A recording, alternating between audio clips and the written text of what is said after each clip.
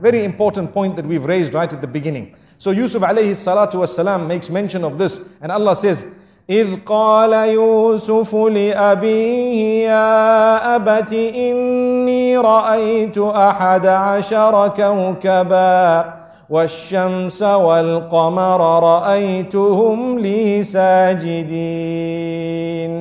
He says, oh my father, I have seen 11 stars, the sun and the moon, prostrate to me in my dream. The father interpreted dreams. He was a Nabi of Allah, and immediately he knew that there is something going to happen. This child, Allah is going to elevate him. But the father chose to speak in a different way to the child.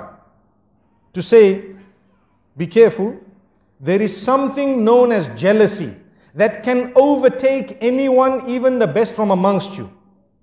Something known as jealousy that can overtake even the best from amongst you. So be careful what you tell them. Do not relate this to your brothers. I want to stop for a moment and talk about Instagram and Facebook and your little profile pictures for 1 second.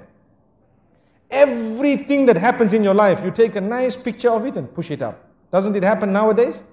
Watch out, be careful. People are suffering and struggling. Why? Al-aynu haqq. You need to know this.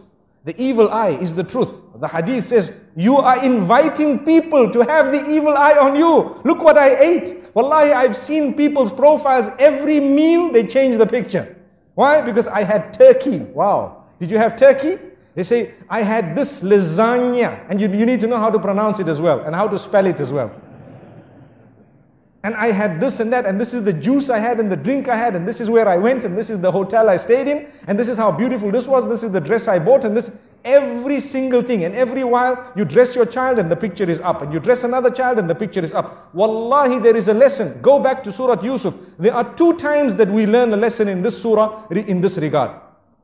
One was when the brothers were all entering into that particular palace, or into the ministries, in order to get their food. The father says, enter separately. And one of the reasons mentioned in the books of tafsir is so that the people's eye does not catch you all and does not affect you with the evil eye. That was one of the lessons that we learn. And here as well, the father says, لا تقصص رؤياك على إخوتك. Do not relate this dream to your brothers. Do not relate it to your brothers. Why? Because they may plot against you. Out of what? It is clear, out of jealousy. And the hadith says, إِنَّ الْحَسَدَ يَأْكُلُ الْحَسَنَاتِ كَمَا تَأْكُلُ النَّارُ الْحَطَبِ. Indeed, jealousy would eat away at your good deeds in the same way that fire would eat a dry log. And we know this.